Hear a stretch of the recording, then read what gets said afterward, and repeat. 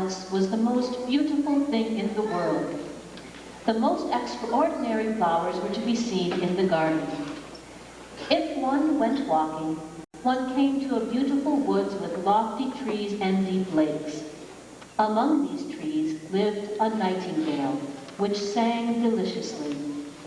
Travelers came to the emperor's capital from every country in the world. They admired everything very much, especially the palace and the gardens. But when they heard the nightingale, they all said, "This is better than anything."